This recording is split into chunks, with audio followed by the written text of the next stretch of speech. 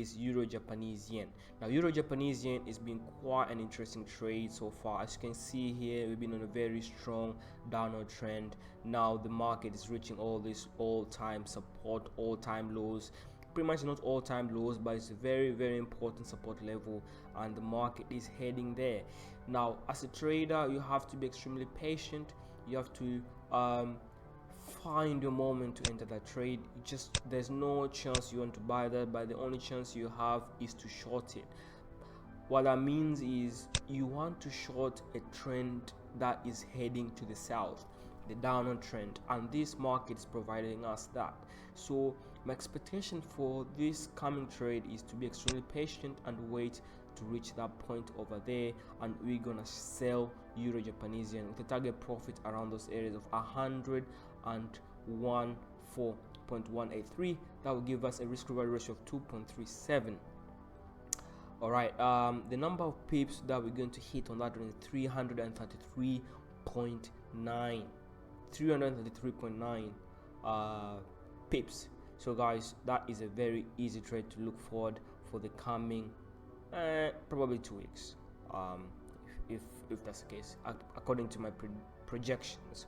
So next trade is the US dollar Canadian. US dollar Canadian is reaching a very interesting levels here.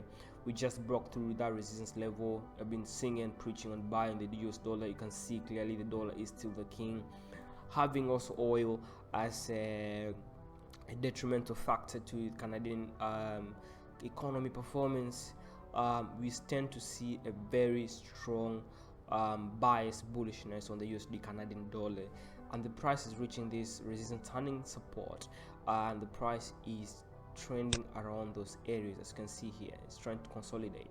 So the two scenarios here, entering bullish is such an ideal thing to do so far, since we're still bullish on the dollar. However, it clearly tells me that the price has starting to show some major strong weakness, and when you have an abrupt bullishness spikes in the markets, it tends to come with a massive sell-off or retracements.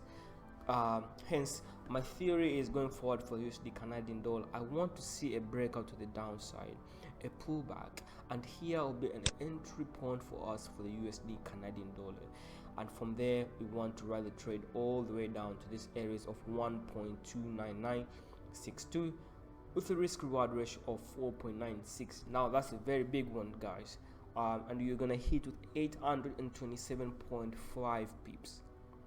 All right, 827.5 pips on your trade. So that's a lot. If you're trading mini lot, what that means, if you're trading standard lot, that's almost it depends, but roughly if it's a mini lot, it's $827.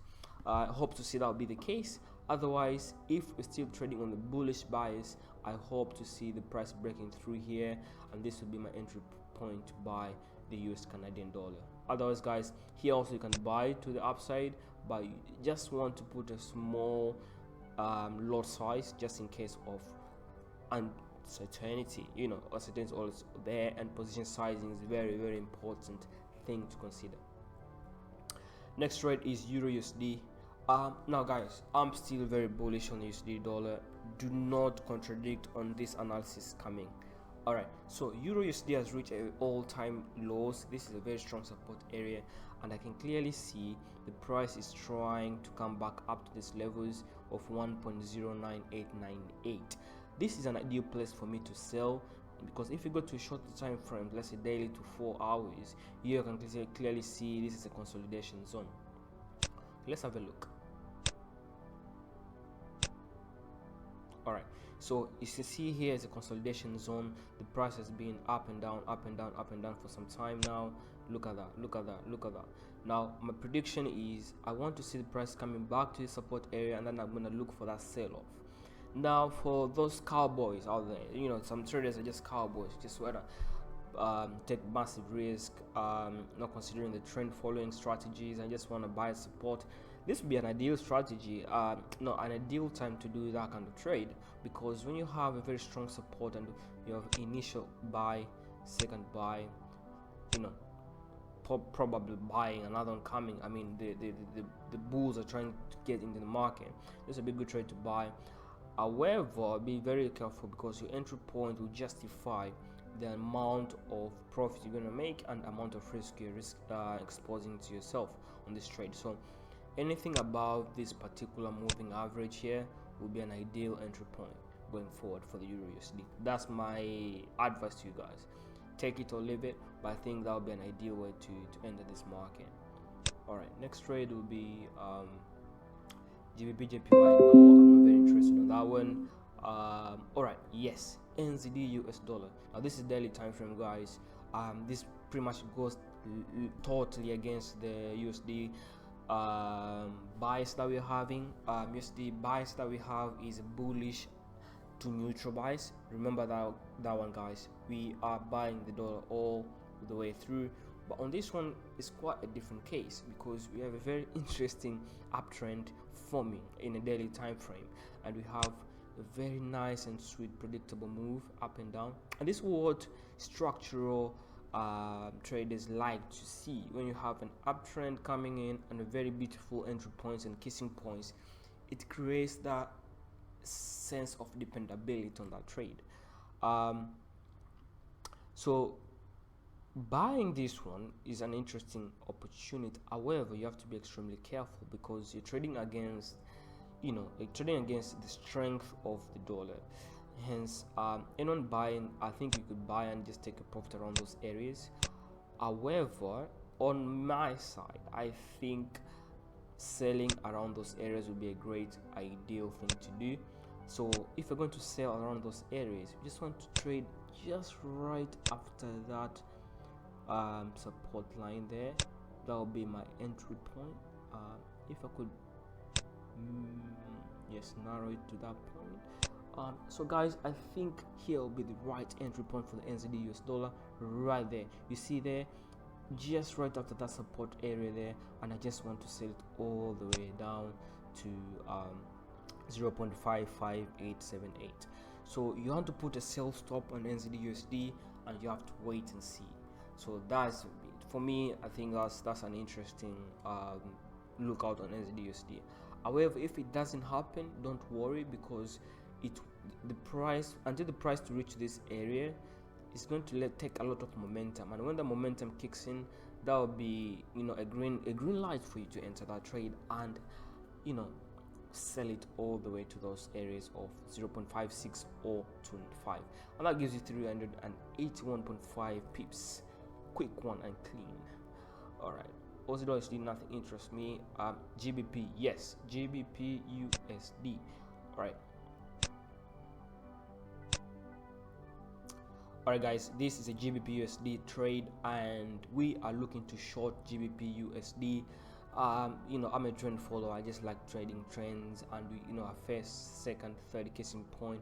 Now we're targeting for the fourth kissing point, and that will be around those areas, and that will give me roughly 747.9 pips on that one, with a risk reward of 2.26. Alright guys, so you have to be extremely patient on that trade, because I think it's going to take some time for the price to reach here. If I'm going to do some drawings for you to help you to have a look on that one, I think the price, if it comes here, this will be a great area for us to sell. So that area is around 1.27643, and with a target profit of 1.2 or 176, with a risk reward ratio of 2.26 and a profit of 747.9 pips. So up to you guys, and I hope you're gonna take that trade.